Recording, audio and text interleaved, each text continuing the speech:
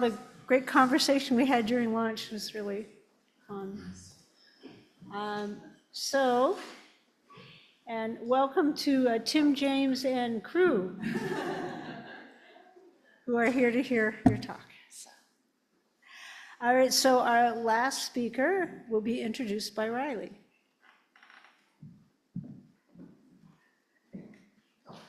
Let me make sure this is situated first. All right.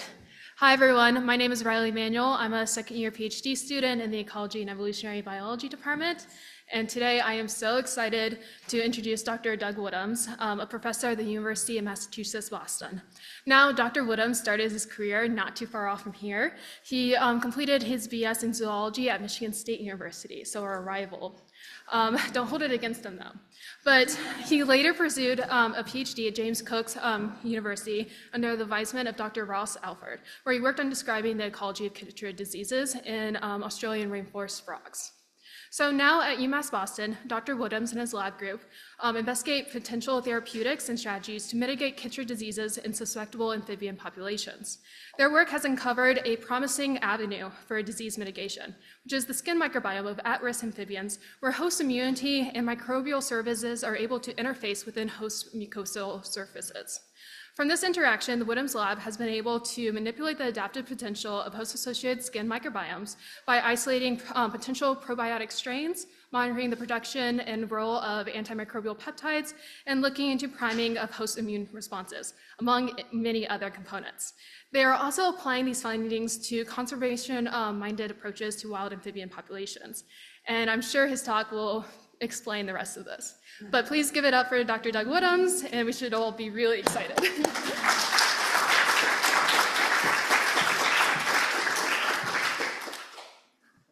Well, thanks, Riley, and thanks, Betsy and Anna, for organizing this. This is really great.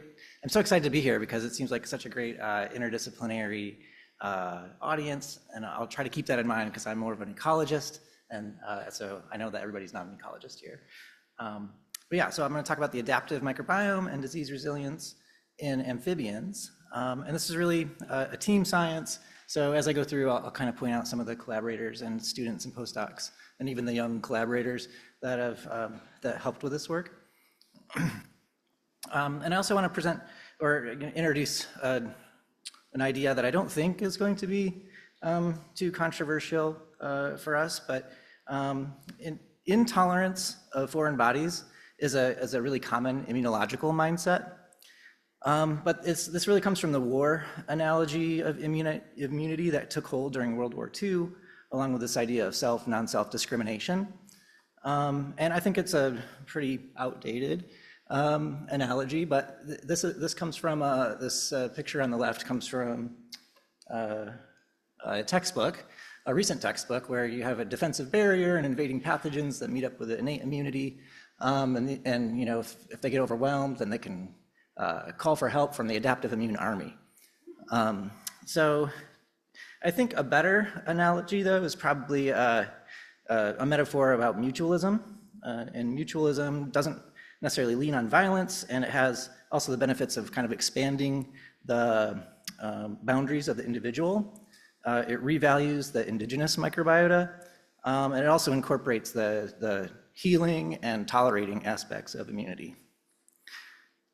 And some of my favorite quotes from people on this topic are from Polly Matzinger and Alfred Telber, who said the assertion that the immune system does not discriminate between self and non-self is a strong one. It is in absolute opposition to the fundamental belief held by most immunologists that the immune system is designed to attack anything foreign while remaining tolerant to self. And symbiosis fundamentally revises the conception of immune system from its earlier unifocus on host defense to one in which the promotion of cooperative relationships is fostered. And so maybe in the future, we'll start to evolve with and to be able to communicate with our symbionts, kind of like Venom here. But until then, amphibian skin is a really good model to help us understand the interactions of the host and the microbiome. And so this is a skin micrograph from Alan Pessier, who has looked at eastern eastern red-spotted newts, and this is their skin. And you can see the different, I love this because you can actually see the microbiome here, the different morphologies of the bacteria. You've got rod-shaped, spirochetes, mucosae, as well as some fungal cells. And so they're all interacting here on the host.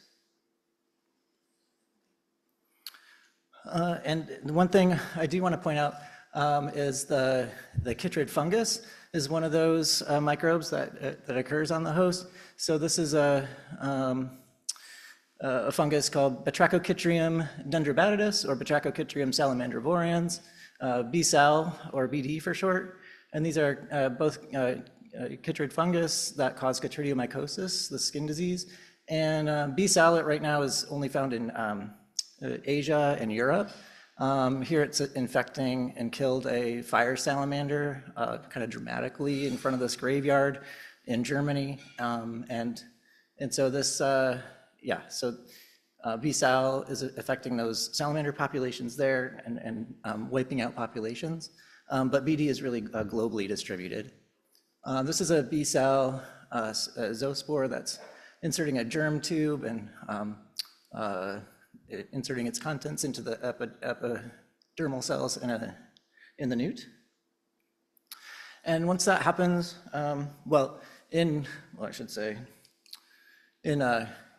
we have this fungus in culture in the lab, and so this is a time-lapse microscopy over 7 days showing the zoospores that are motile and they swim around, they encyst and they grow into sporangia. And then zoosporangia once the zoospores develop inside, and then they are discharged through a discharge tube and go back into the aquatic environment, or they can reinfect the same host or a new host. So if this happens in amphibian skin, it causes chytridiomycosis where the epidermal cells kind of get full of these sporangia. The outer keratinized epithelium sloughs off. And it causes osmotic imbalance in the amphibian and leads to cardiac arrest. And so this happens over 500 species of amphibians can be infected in this way. And here, there's a California mountain yellow-legged frog that have been captured by National Geographic in this amazing picture. But many of those populations in the Sierra Nevada have disappeared because of chytridiomycosis, so it affects a lot of different species. And so in my lab, we're really interested in amphibian disease mitigation. And so we think about how we can manage from the side of the pathogen or environmental conditions or the host. And today I'm just gonna really talk about the host and the microbiome and how that interaction is important for disease mitigation. And one of the things that we've done with a lot of different collaborators is grown this collection of skin-associated bacteria, and we're getting more and more fungi as well. So we have many isolates, about 2,000 of which have these properties that are anti-BD properties or anti-B-sal. And they range from a lot of different countries and host species.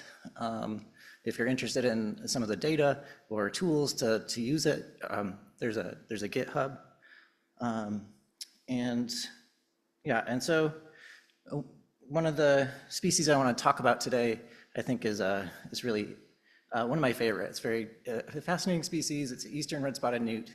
They start as aquatic eggs and larvae, and then during the summer they metamorphose. They can spend up to 4 years in this terrestrial F stage. They then return to the pond as adults. They can stay in the pond if it's a permanent water body. Sometimes they're in vernal pools that dry out and they become terrestrial again until the water comes back the next spring. They're really, they also have tetrodotoxin, which is another interesting feature, makes them toxic to predators. They occur from Florida and Texas up to southern Canada, and there's even some populations right around Ann Arbor. although they're kind of rare in Michigan. So they're really widespread, and there are several subspecies within this. Together with some collaborators, Matt Gray and Davis Carter, we looked at how susceptible these newts are to B-cell chytridiomycosis. And this figure shows different doses of B-cell that are applied to either the F stage or the adult stage. We also looked at larvae, which don't become infected. And the survival, which really depends on temperature, so at 6 degrees, 14 degrees, or 22 degrees. And so there's after even a few weeks, depending on temperature and dose, there can be disease development and mortality in the species. The other thing that happens at the different temperatures is they have a really distinct microbiome on their skin, depending on if they're at 6 degrees, 14, or 22. And since everybody might not be used to looking at these beta diversity plots, this is a principal coordinates analysis where each dot represents the microbiome of an individual newt, and microbiomes that are more similar to each other are close together, and ones that are more different are farther apart.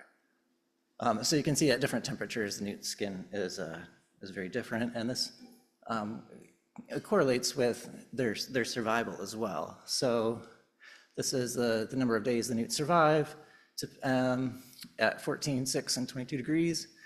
And also the percent of those of the bacteria on their skin that are antifungal. And so at 22 degrees, not only it's kind of outside the range, the thermal optima for B cell, but it also the skin bacteria are also very antifungal. So when we incorporate that kind of temperature dependence, susceptibility on eastern newts, then we can get a range map that shows habitat suitability and disease risk. And so you can see at even the more northern latitudes, there's greater risk for disease development in the species.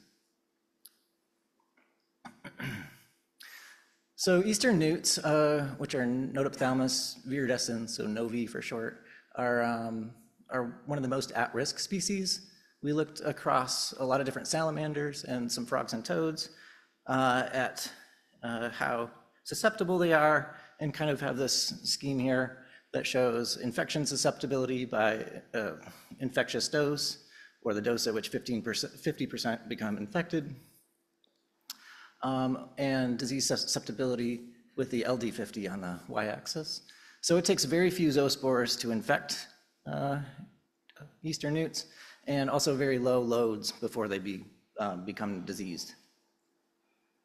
So they're a very susceptible host. And so we're quite worried about B-cell chytridiomycosis in eastern newts, but I want to mention that this is not all terrible news for amphibians. There are some signs of recovery of populations. So at least 12% of species that have declined due to chytridiomycosis are showing some signs of recovery. And so I think this is hopeful. And so today I want to talk about some of the mechanisms that I think are helping amphibian populations recover and show disease resilience, and also some of the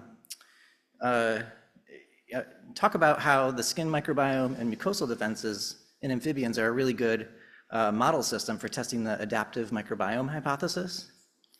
And then I'll go through a little bit of machine learning that indicates how the microbiome might be able to predict susceptibility for an individual host. And all this leads me to a conclusion where microbiome stewardship is needed for disease mitigation, with the goal of mutualism and not necessarily eradication of the pathogen. So the idea with amphibian disease resilience is kind of shown in this figure, where you have different abundances of each species in a community, and this is before BD arrives. There are differential abundance of different species. Then you have BD arrives and there's an outbreak. Some species go extinct, others are more robust, others kind of decline and can recover until they're in this enzootic state where BD is continually present. And in Panama, there does seem to be some resilience happening. So we did some surveys before disease, during the initial epizootic, and then during an enzootic phase of disease. So these are like the percent of surveys where the species are detected. And so we could detect a lot of species pre-disease. Then it was very difficult to find any frogs at all. And then now there's some recovery at different rates of some species, and infection prevalence is also decreased in this enzootic phase. And so this process, though, is really decades long. And so when I first started working in Panama, this was in 2003, I could go out to a rainforest stream, and there would be like hundreds and hundreds of frogs of dozens of species. It was really amazing. But then, a few months later, in early 2004, BD had arrived. Probably has come through North America and Mexico and through Central America, and arrived in these mountain rainforests in Panama. And a few years later, there were very few individuals and species, but then after about a decade, some signs of recovery in a few species. Others have gone extinct. And then even after 20 years, the populations are not recovered to the same extent. But one thing we know is that the pathogen itself remains virulent. It's still equally infectious to these frogs. So what we think is happening is changes in the host. And if we're a little bit worried that, if these hosts are becoming tolerant of infection, so able to still spread, be infected and spread zoospores, then what we might get is super shedders that can increase the amount of infectious zoospores to the point where there might be cyclical epidemics or epizootics. But there are some resistance mechanisms in these hosts. And what we found is that their skin defenses can increase, have increased between the pre-disease and the enzootic phase. So this is the effectiveness of those skin secretions at inhibiting BD. And for at least 6 species, they all increased in that effectiveness. And one species, it's interesting, the Atelopus varius, or the Panama golden frog, is a really beautiful species. I'll show you a picture next, but it's really culturally important in Panama. It was taken into captivity before disease arrived because they wanted to have captive assurance colonies. And the skin defenses at that point from those captive frogs are pretty low in ability to inhibit this fungus. But in the enzootic phase, we were still able to sample a very few remaining individuals, and they have much higher skin defense peptides, or in effectiveness at inhibiting BD. And the peptides that were recovered from uninfected frogs were at higher amounts than those from infected frogs. Okay, so the Panama golden frog is, like I mentioned, very culturally important, and also one that's being raised in captivity, and with the goal of being able to reintroduce it to the wild. So they're very rare in the wild at the moment, but there have been a few reintroduction efforts where we're trying to rewild these frogs. And one study looked at a soft release. Instead of just taking frogs from captivity and putting them back into the rainforest, we first put them into these cages outside for a few weeks. And we looked at the skin microbiome between the wild frogs and the captive frogs. They're quite different. But through time in these cages, their skin microbiome shifts to become more like sort of wild type. And the other thing we found was some of the bacteria that are thought to be related to tetrodotoxin production seem to increase with time in these enclosures. And also the BD inhibitory bacteria increased. So we do think that the soft release program is a good idea moving forward for rewilding amphibians. The other life stage that I think would be really helpful to consider is the tadpole stage instead of growing these frogs up to adults in captivity. So we did an experiment with the tadpoles and treated them as tadpoles to different conditions, and then after metamorphosis exposed them to BD and looked at survival. So the treatment that was most effective was doing a microbiome transplant where we sort of co-house these susceptible tadpoles with a disease-resistant, tadpoles of a disease-resistant host. Actually, we used northern leopard frogs.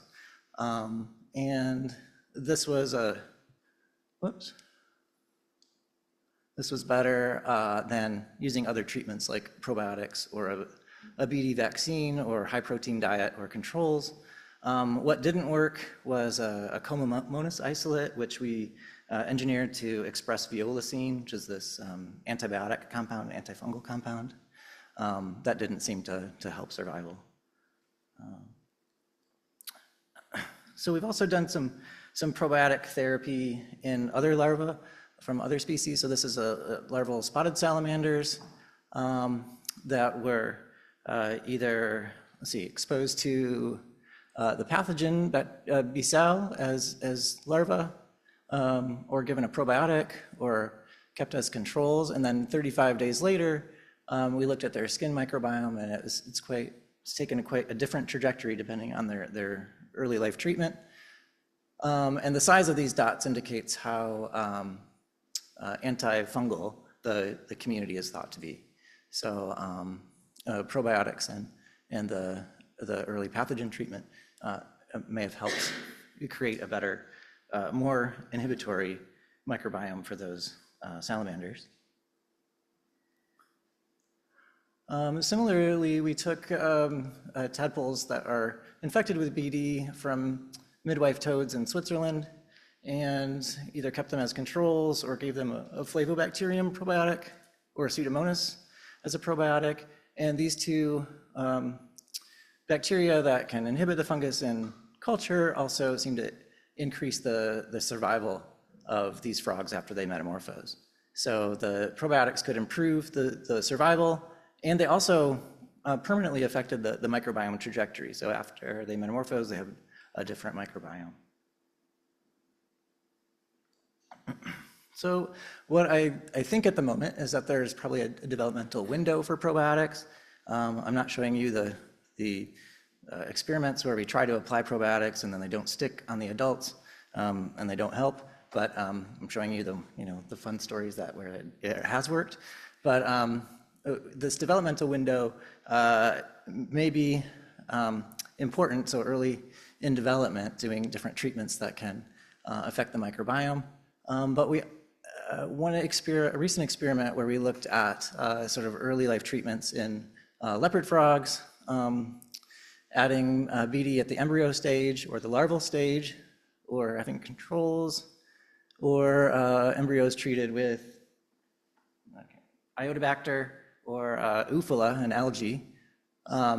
These treatments didn't make any difference, but at the larval stage, there seemed to be a window where we could do a treatment, and actually, after metamorphosis, they had greater skin defense peptides in their skin.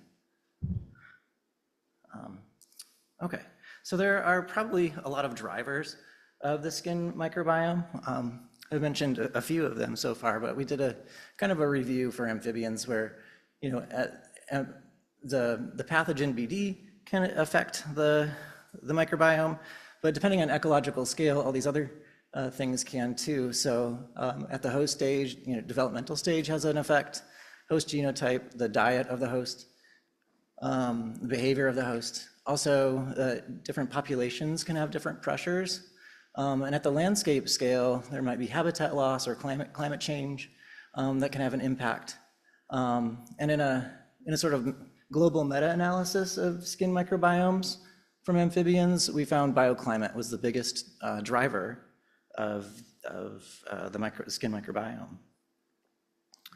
And so this is the analysis kind of led by Jordan Kuhneman, where we looked at over 2,000 amphibians from across 205 species, and we wanted to know what were the drivers of the skin microbiome.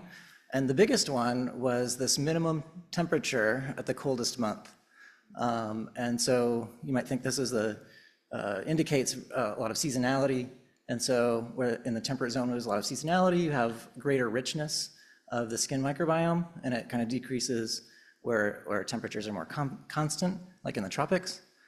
And it's not just to do with the species communities that are present in those areas, because one thing we did was look at bullfrogs. Here's a bullfrog my son is holding there. American bullfrogs are kind of widespread globally because of the amphibian frog legs trade. And so we were able to go to a lot of different habitats and just look at that one species, and the same pattern, an even stronger pattern, held true. And so climate is a big driver, and also seasonality drives the skin microbiome. And when we look at northern leopard frogs, actually southern leopard frogs, in a study by Emily Lesage, who we found, big seasonal differences in the skin microbiome, and this interaction plot kind of shows some things are only found in the fall, for example, but other things can be found across seasons. And this seasonality is also very closely related with the skin defense peptide profile. And so when we, which are connected here, so we have a skin peptide profile and a microbiome profile in the winter, spring, summer, and fall. And so these things are shifting together.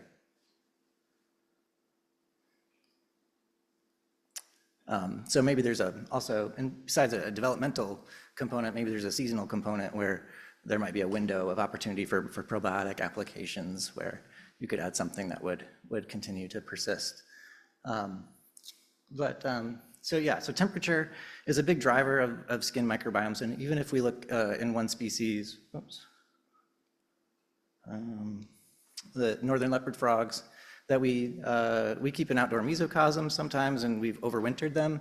And when we bring them out of hibernation, we did an experiment where they went from 3 degrees to 20 degrees over a few weeks, and the same individuals were sampled. And as the temperature warmed, so did the abundance of the bacteria on the amphibian skin. The number of endospores was reduced as temperature warmed. The skin community really changed with increasing temperatures. And then the ability of the mucus, the ability of the mucus to inhibit BD also increased with temperature. So zoospore viability is decreasing here. So at warmer temperatures, the zoospores that are incubated with mucus don't do as well. And so there's a lot of things going on in the mucus. So I'll just mention some of those things. On the host side, there's a lot of mucin that's produced in the mucus, this protein. There's also hormones. Some species have toxins like bufotenin or tetrodotoxin. There are mucosal antibodies that are secreted on the skin. And one of the big things for amphibians is antimicrobial peptides, which are, short 10 to 25, 30 amino acids, residues. And also things like lysozymes, so a little bit bigger proteins. On the bacterial side, you have these communities of bacteria and fungi, and also their products. So things like violacine and indole-3 carboxaldehyde that can be inhibitory to BD in particular. And so this skin mucus is a really bioactive part of an amphibian involved in the immune response. There's microbial interactions, both cooperative and competitive. The mucus composition itself can help form the microbiome that's there, as well as the small molecule defenses like antimicrobial peptides that are released into the mucus from skin glands. And some of those defense toxins, so these are skin defense toxins from, or skin defense peptides from midwife toads in Switzerland, or a toxin, I think this is gamma-bufotalin. It's like a toxin from this boreal toad in Colorado. And these things have different impacts depending on what bacteria or fungi from the skin you look at. So some things are enhanced in growth or inhibited in growth with the same concentration of peptides or the same concentration of a skin toxin.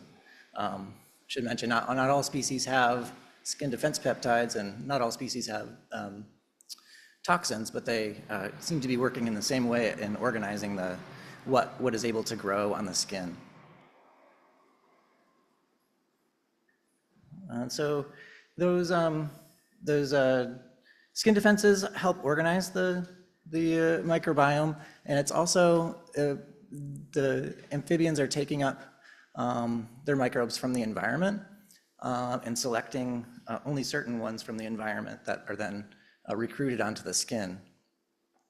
And so Nina McDonald here looked at things that were differentially abundant between Rhodopipian or northern leopard frogs on their skin versus what was in their environment, and then looked at how affected those bacteria were when given different antimicrobial peptides like brevinin, ronaturin, or temporin, or the natural mixture that was from the skin.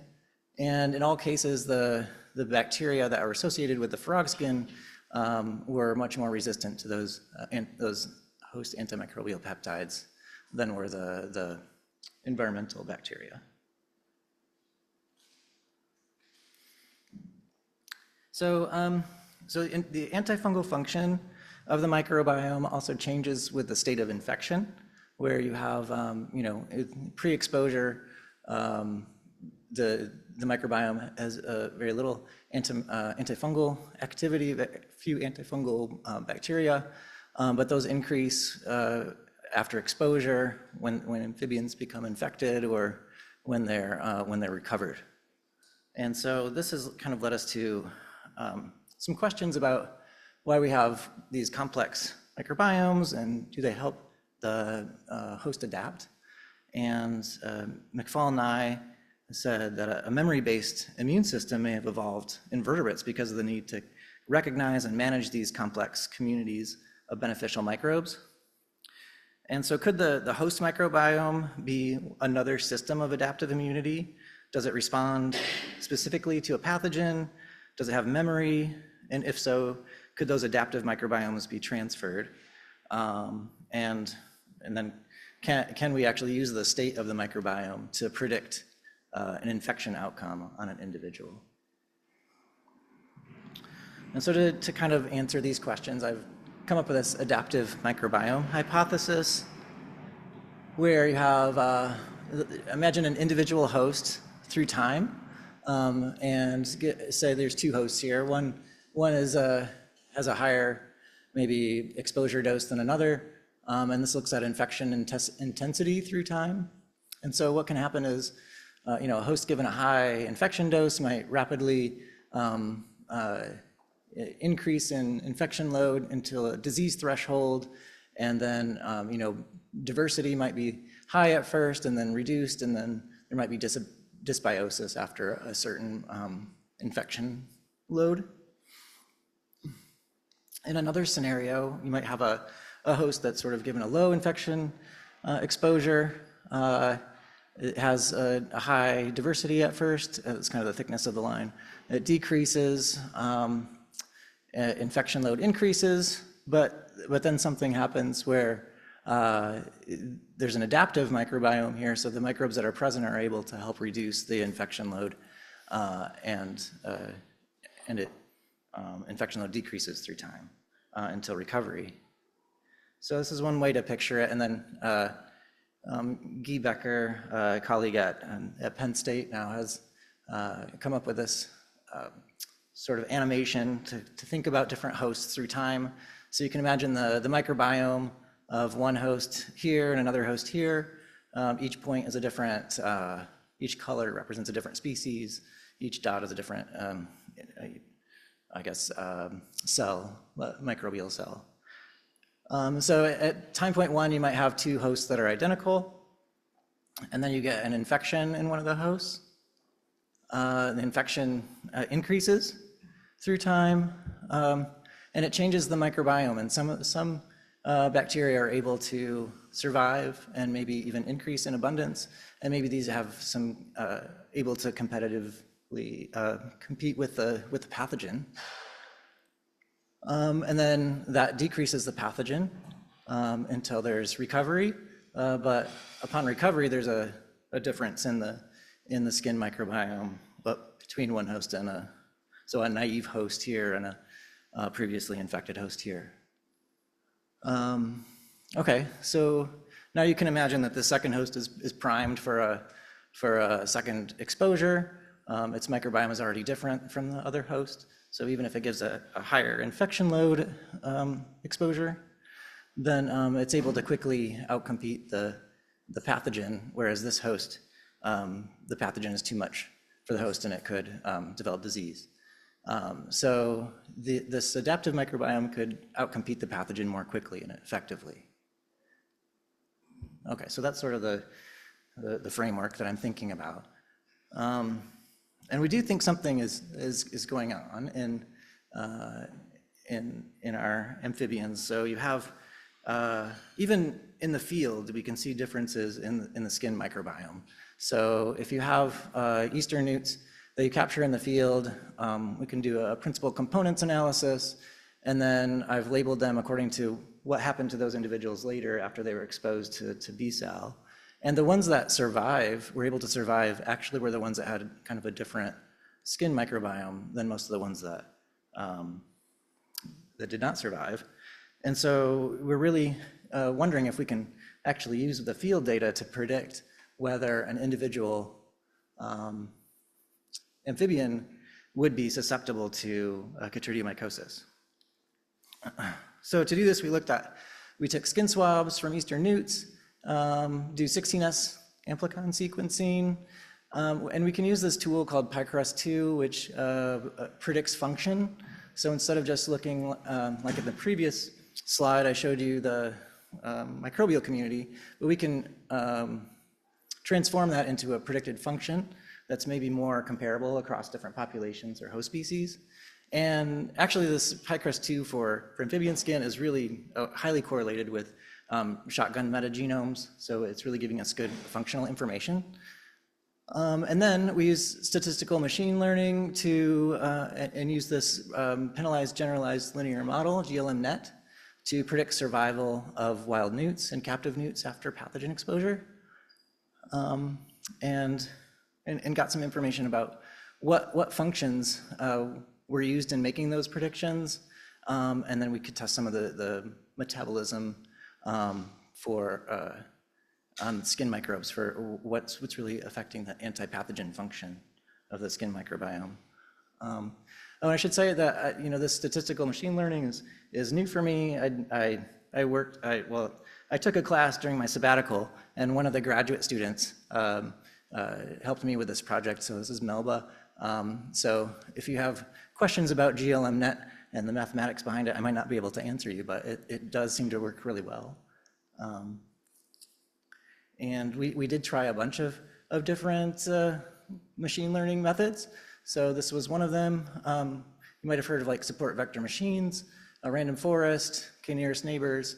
So we tried a bunch of things, and GLMNet really worked the best, and it was about 80% accurate at being able to predict survival based on the microbiome.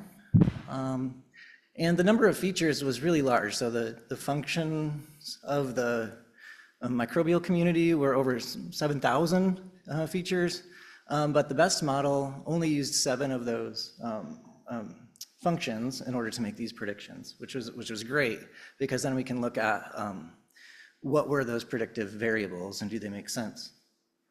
And so these are some of the top ones, the KEGG orthologs showing the functional pathways. The top one was phosphonate and phosphonate metabolism. There was also aryl melanate decarboxylase, pyruvate metabolism, biofilm formation, and a few others. And one that we've looked at so far is pyruvate metabolism, since this is one of the top functions predicting survival. We use pyruvate to add it to our media where we usually grow bacteria. So we looked at one of the most abundant bacteria on amphibian skin is Pseudomonas, and so we took a Pseudomonas isolate.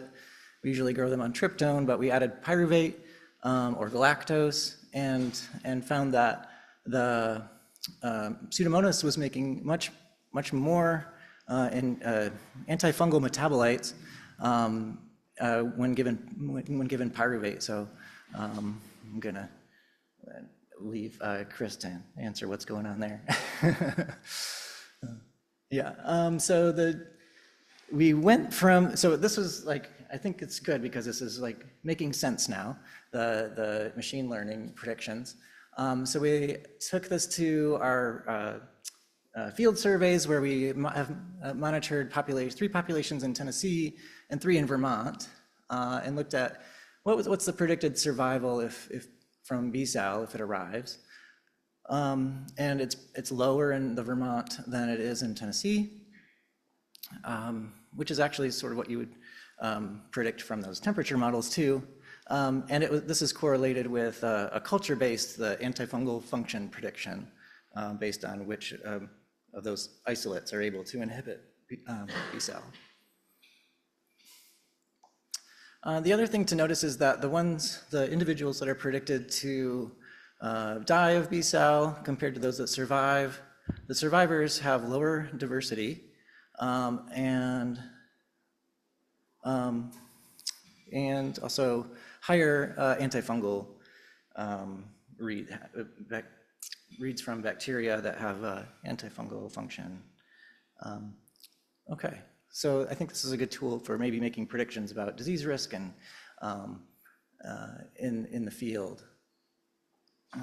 So we wanted to know, do newts have an adaptive immune response upon re-exposure to B-Sal? So we can do this if we get the conditions right. So we get some survivors after a first wave of exposure to B-Sal. There's a lot of mortality, but upon a second exposure, they survive much better. And this is compared to unexposed individuals. And so what's happening with the microbiome there? You can have pre-exposure. You have low antifungal function in the microbiome once they're exposed, but not quite detectable by qPCR. A bit higher antifungal function, and then when they're infected or even after they're recovered, they have much higher antifungal function in the microbiome. And I really think that this next figure is probably my favorite of the talk, is because the adaptive skin microbiome really seems to capture the kinetics of an antibody response. We used predicted survival here based on the functions of the skin microbiome in eastern newts that were upon capture in the field when they were in captivity before exposure. And then after the first exposure, the predicted survival increased and then kind of went back down. But after a second exposure, it increased and continued to increase. And so there was 36% predicted survival before, in the field, 54% after the first exposure, 77% after a second exposure. So it's kind of like, getting boosters. It's increasing your defense. Okay, so, as gardeners of the microbiome, maybe we can proactively augment some of the, what would naturally be protective against pathogens and prevent disease outbreaks. So maybe we can take some of those antifungal, somehow prime hosts with using those antifungal microbes. And I have 2 current students who are really interested in this and using a prebiotic approach to kind of condition the right kind of microbes to grow. This is Dan Callahan and Nina McDonnell. And I should mention that we're no longer doing any infection exposure experiments in our lab. So we're starting to get more creative about how we do experiments. And so we know that this site here is a bog that has a lot of newts. It's like 100% infection prevalence with BD. In this case, there's also a moose here that has chronic wasting disease. So this is like a very infected area in Vermont. So anyway, these students got some newts from there. And the bog itself is very acidic. Even though the animals are highly infected with BD, when we keep the newts in their acidic pH in the lab, they all survive, even though they're infected. When we give them prebiotics at a more neutral pH, it kind of rescues them from chytridiomycosis. But when we put them at a neutral pH, which is what we tend to think that amphibians like, they actually, it kind of releases the BD and it grows and kills the host. So it's 80% survival. We tried a beta-glucan treatment, and that didn't seem to improve survival. But the prebiotic solution included galactose and sodium pyruvate.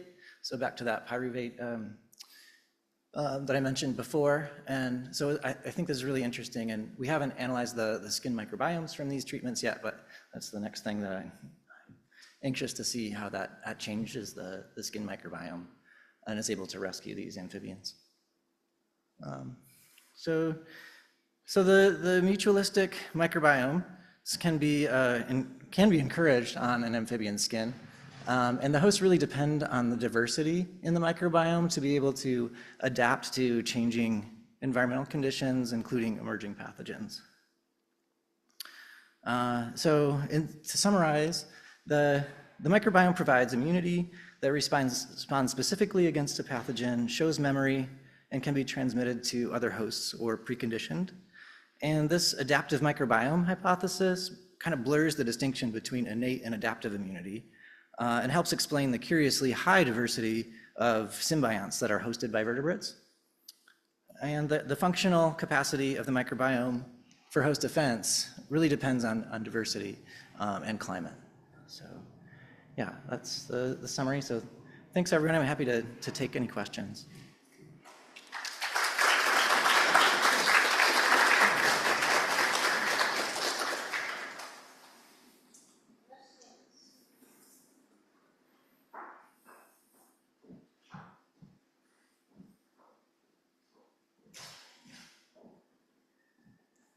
Hi, I'm curious, the bacteria that are producing these anti-BD, are these compounds specific to BD or are they kind of antifungals in general?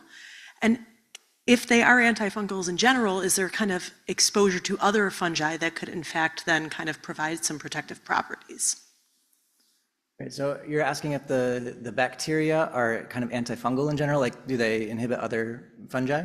Yes, are whatever the compounds that they're producing. Oh, the compounds. Yeah, so I mean, we don't know too many of the compounds so far. Violacine is one, but it's a very broad spectrum. It kills lots of things, bacteria as well as other fungi, as well as protozoans. So yeah, it's not necessarily specific against BD.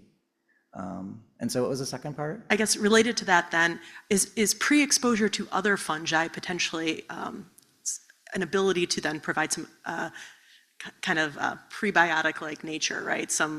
Yeah, potentially. So we're just starting to culture a lot of the skin fungi, and there are a lot on amphibians. We haven't tried that experiment. We did try beta-glucan, which is like we think of that as a MAMP, molecular product of fungi that could, hopefully would boost sort of immunity against fungi in general, but it didn't work in this case. But yeah, maybe an actual fungal probiotic would do the trick. Yeah, thanks.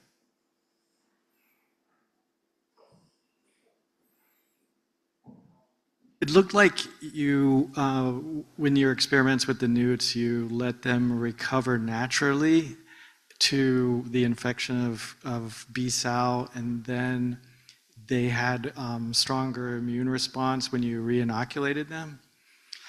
And so is that correct, that you basically let them recover naturally rather than treat them? Right, that's correct. Yeah, there has been another, there was an experiment with mountain yellow-legged frogs where they infected and then clear them with heat treatment or like itraconazole, an antifungal. And that definitely didn't make, after that treatment, it didn't make them more resistant at a second exposure. So we wanted to make sure we let the microbial community kind of change by itself without interfering with it by clearing their fungal infections. And so you haven't done that kind of experiment to see, like, if you did give them like antifungals, whether the microbial community would change too dramatically? Yeah, we haven't done it with, it would be great to do both things in the same experiment. Yeah, clear with antifungals versus, let them recover naturally and then do a second exposure. Yeah, but we haven't done that in the same species. You talked about the line being blurred between an innate and adaptive immune system. Did you test, when you looked for memory, any B cell, T cell memory, or any like sustained antibody production? We didn't. We have explored looking at mucosal antibodies on the skin. Unfortunately, amphibians it's really hard. We don't necessarily have all the same reagents and tools as for mice or humans. So yeah, we haven't yet been able to quantify that, the antibody response on the skin. So yeah, the answer to your question, no, we haven't done that.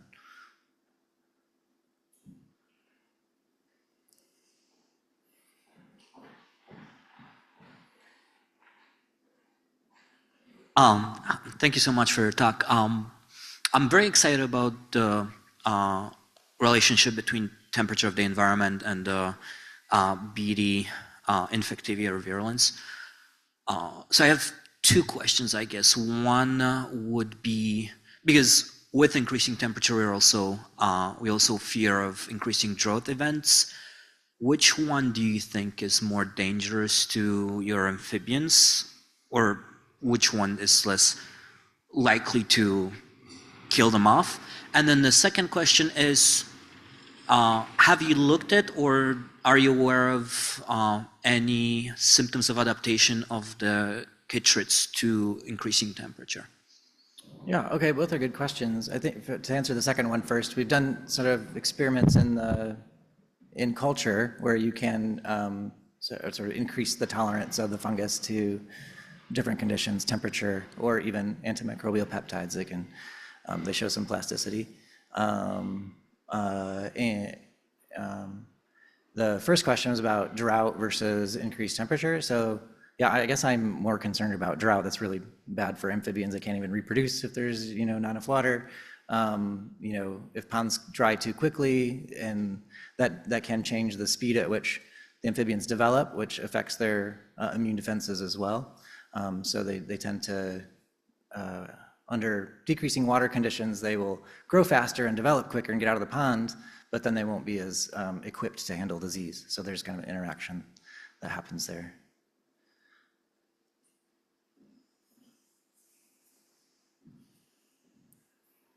I've got a couple up here. Hi, yeah, really nice talk. My question's a little bit more simple, I guess. But so you had these infection experiments in the lab, but then you also went out to the field and you were studying infected amphibians.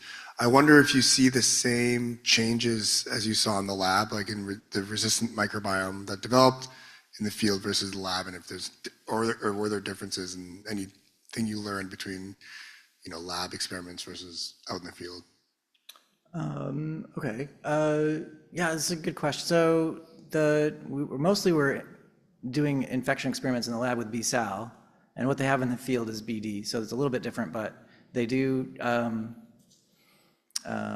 So yeah, do we have, not directly comparable, but yeah, it's still interesting to see if maybe the BD has increased the microbiome that could be inhibitory to B-Sal. Yeah, I thought they were the same infecting agent, so. yeah, no, sorry, I know it's going back and forth, so. Hi, I loved your talk. I have another question. So it's generally thought that when you have a more diverse microbiome, you have a wider range of like potential to combat different stressors to adapt to these. When you have these recovering newts post like a strong directional shift toward this like one optimal functional profile, what happens when there are other stressors occurring in these wild populations, like coronavirus or some other microbial parasite or pathogen? Yeah, no, I think that's a great question because it does seem that this adaptive response is really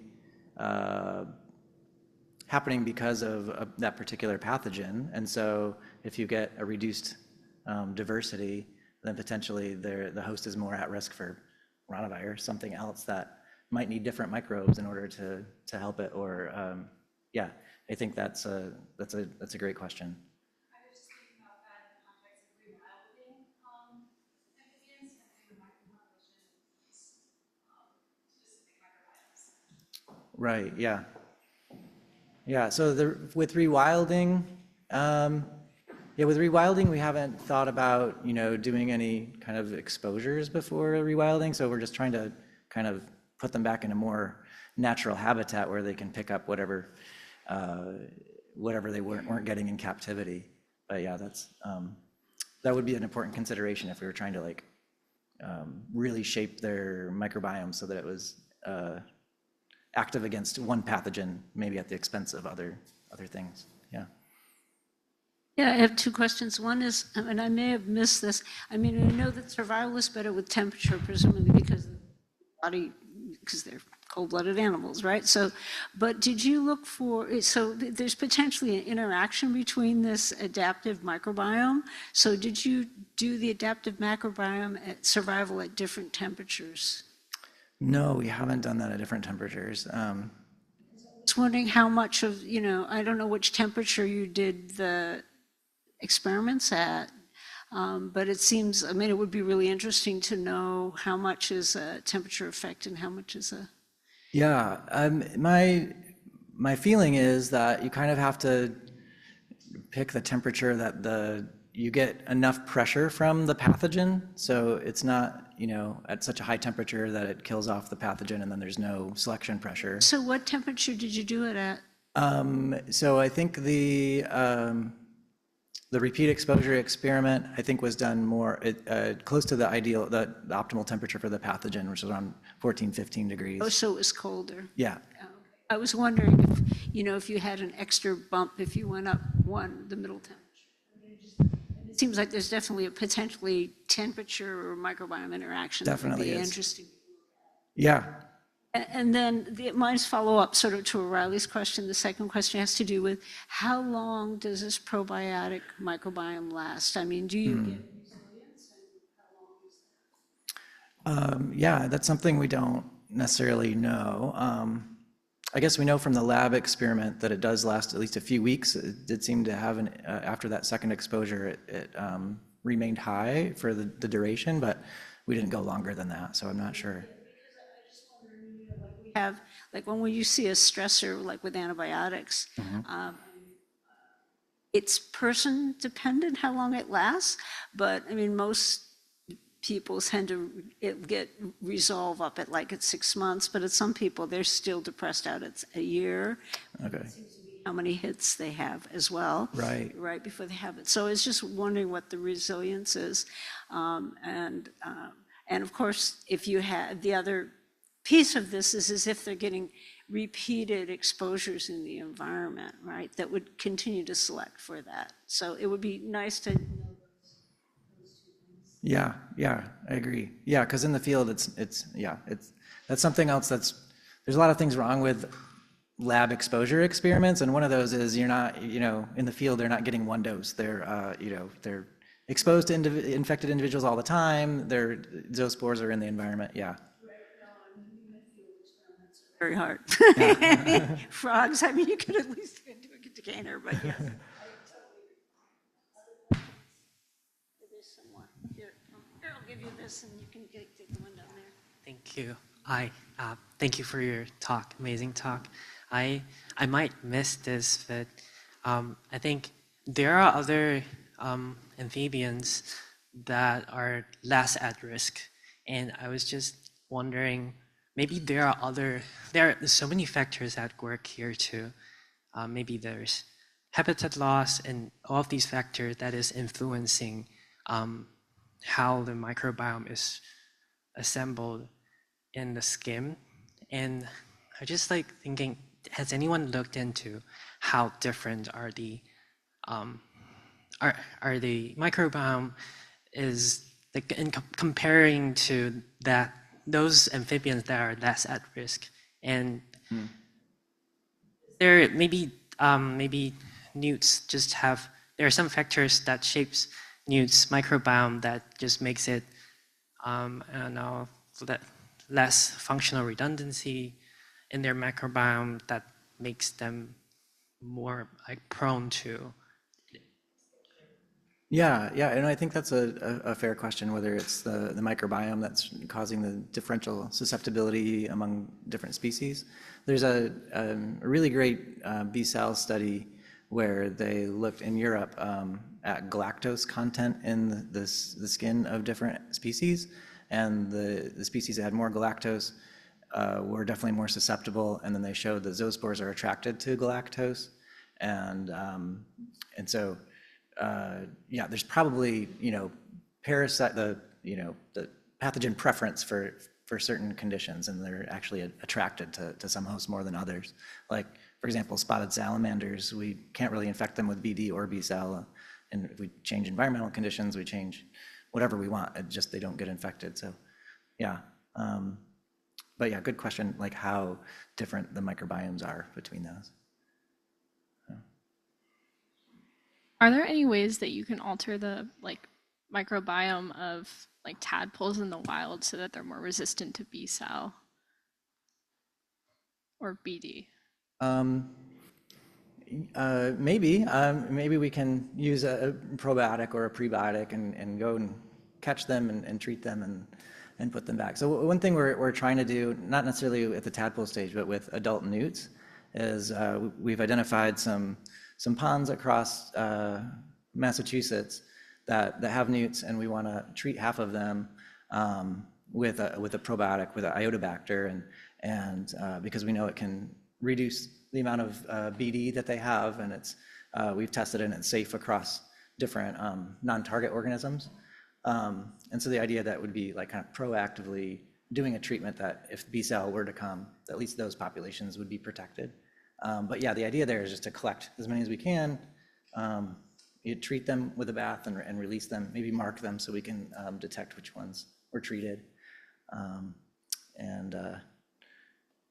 Yeah, that's where we're headed. We're trying to get there. Yeah, to a field trial.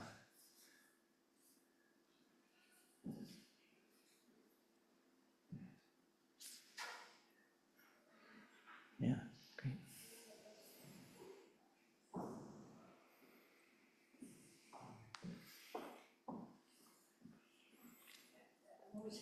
By other people's questions. So I was just wondering I mean, you have survival, but is there an age differential in survival? I mean, obviously there's some lifetime survival of newts, how long they last, but are they more susceptible at different stages? I mean, it seems. At different ages? Yeah, that's a great question. We haven't looked at that. I think, yeah, we mostly just get, if some of these experiments were done with, people just collect the newts, whatever's there, whatever age, so we haven't done the structure. Absolutely. Yeah.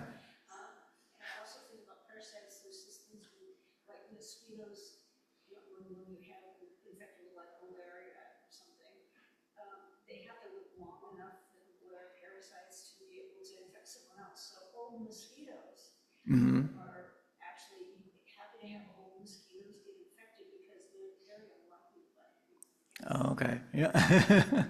Yeah, I mean, and yeah, and the microbiome, I would think we were talking about this earlier, the microbiome changes with age, and so that could be a factor. I know the one, the field survey we did where it was a principal components analysis, like seemed to separate the survivors from the ones that died. I know there was no size difference in those animals, so usually newts continue to grow with age, so you would think that there would be a size effect if it was some age-related thing. Yeah, yeah. Mm-hmm.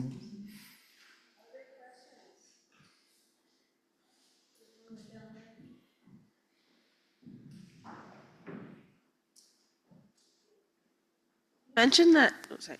You mentioned that you'd be interested in perhaps giving prebiotic to like 50% of a population.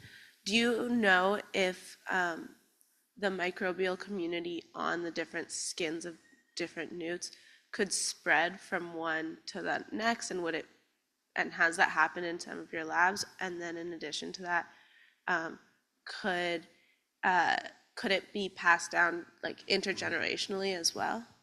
Yeah, so yeah, we were thinking the same way. Like, unlike vaccine or like antifungal treatment, like using a live organism has a potential to be transmitted to other cohabiting amphibians. And so, yeah, BD definitely spreads that way from contact and B cell as well. So, yeah, presumably these probiotics will be able to do the same thing in the field, whether it's like horizontal transmission or vertical transmission. Yeah, so that's one thing we want to kind of monitor. Like the individuals, if we treat a population, we want to be able to mark them so we know which ones were treated, and then we can see if our probiotic got into any of the other individuals in the pond. That'll be interesting to see.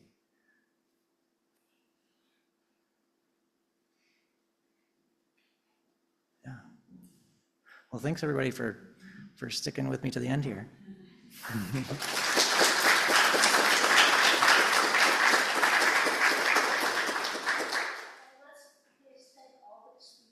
And for just a wonderful symposium today.